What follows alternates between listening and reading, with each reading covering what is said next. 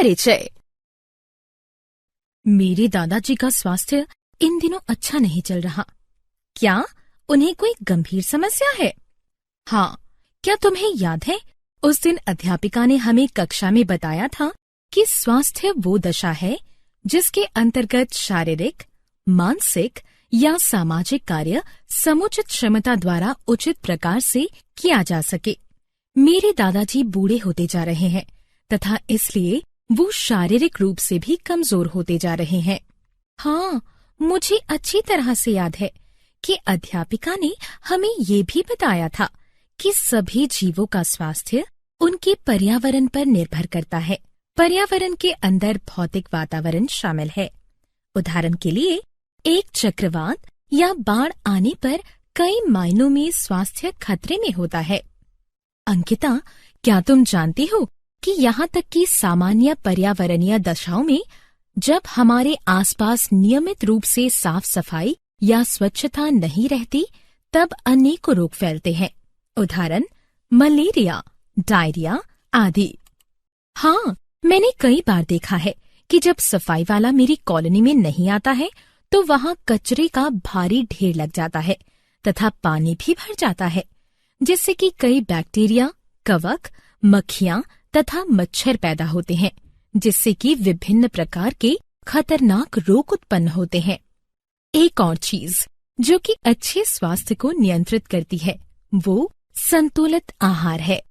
ये कारण है कि मेरी मम्मी तथा दादी हमेशा हमें नियमित अच्छा भोजन खाने को कहती हैं। उद्देश्य।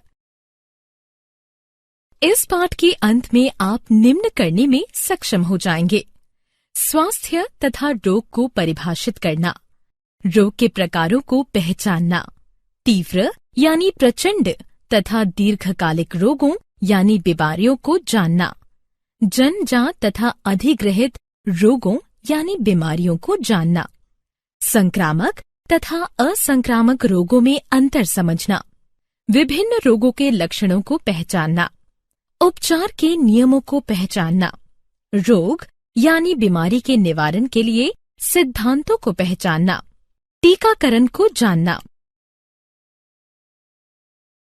रोग। क्या तुम जानती हो कि जब हम अस्वस्थ होते हैं तो हमें एक या अधिक रोग होते हैं? रोग, ये क्या होता है? मैंने पढ़ा है कि रोगों का सामान्य अर्थ है बाधित आराम। हाँ, वैज्ञानिक रूप से रोग को इस प्रकार परिभाषित किया जा सकता है कि रोग शरीर के कार्यक अंगों, भागों, संरचना तथा तंत्रों में होने वाला एक ऐसा विकार या गलत प्रकार से होने वाला कार्य है जो कि आनुवांशिक अथवा विकासात्मक त्रुटियों, संक्रमण, विषों, पोषक तत्वों की कमी अथवा असंतुलन, विषैलापन, प्रतिकूल पर्यावरणीय कारकों, बीमारियों के कारण होता है। रोगों के प्रकार। क्या तुम मुझे बता सकती हो कि कुल कितने प्रकार के रोग होते हैं? हाँ, मानव रोगों को 4 श्रेणियों में वर्गीकृत किया गया है: तीव्र यानी प्रचंड, दीर्घकालिक, जन्मजात तथा अधिग्रहित। तीव्र यानी प्रचंड रोग। हाँ, मैं जानती हूँ कि तीव्र यानी प्रचंड रोग वे रोग होते हैं जिनका प्रभाव शीघ्र होने लगता है तथा वे शरीर को जल्दी प्रभावित करते हैं। उदाहरण, इन्फ्लुएंजा। दीर्घकालिक रोग। दीर्घकालिक रोग वे होते हैं जिनके लक्षण महीनों या वर्षों में खत्म होते हैं। उदाहरण, हाथी पांव या क्षय रोग आदि। जन्मजात रोग तथा जन्मजात रोग वे रोग हैं जो कि जन्म से ही पाए जाते हैं। उदाहरण, अवर्णता, रंगहीनता, हीमोफीलिया। अधिग्रहित रोग। हाँ, मैं जानती हूँ कि अधिग्रहित रोग जन्म के पश्चात ही पाए जाते हैं तथा इस प्रकार के आनुवांशिक नहीं होते। किंतु अधिग्रहित रोग 2 प्रकार के होते हैं: संक्रामक रोग तथा असंक्रामक रोग। उदाहरण, इन्फ्लुएंजा।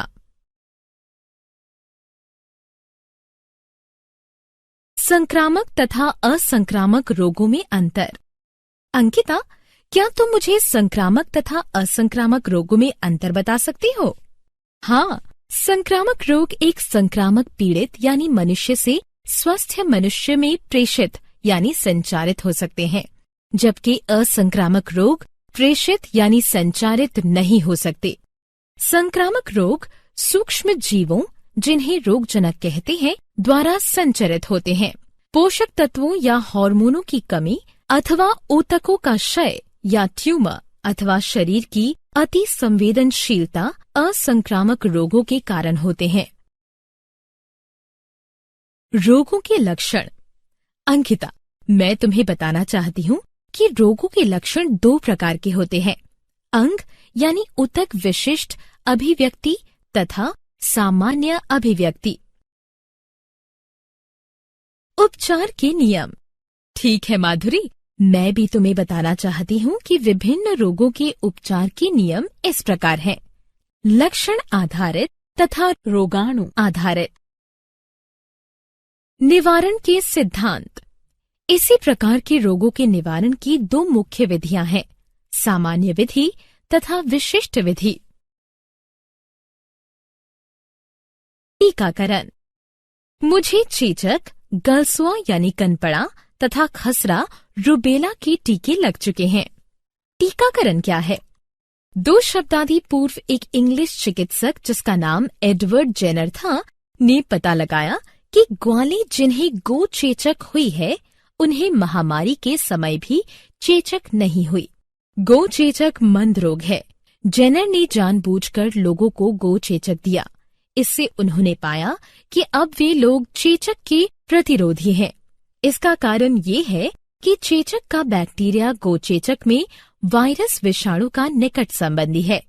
लैटिन में काउ यानी गाय का अर्थ है वाका तथा काउपॉक्स यानी गौ चेचक का अर्थ है वैक्सीनिया।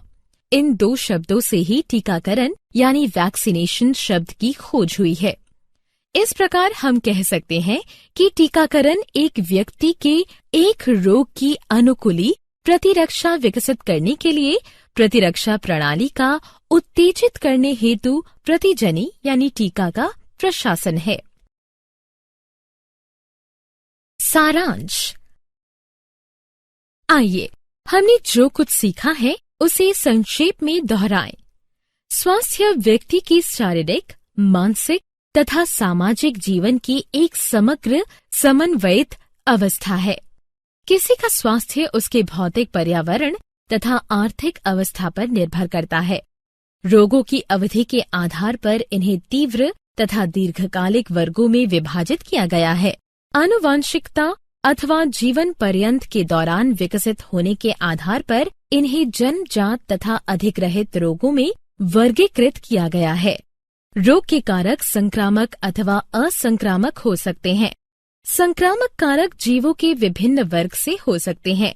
ये एक कोशिक सूक्ष्म जीव अथवा बहुकोशिक हो सकते हैं। रोग का उपचार उसके कारक रोगाणु के वर्ग के आधार पर किया जाता है।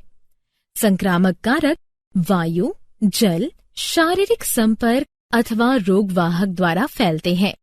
रोगों का निवारण सफल उपचार की अपेक्षा अच्छा है। संक्रामक रोगों का निवारण जन स्वास्थ्य स्वच्छता विधियों द्वारा किया जा सकता है, जिससे संक्रामक कारक कम हो जाते हैं।